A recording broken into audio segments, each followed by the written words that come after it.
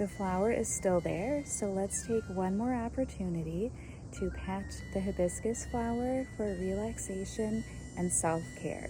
I'm gonna climb up to it again.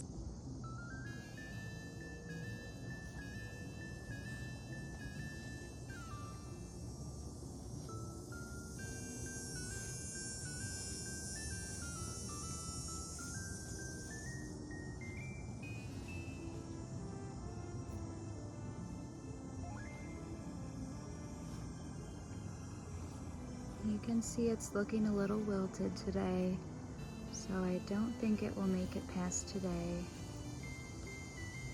But we had a good run.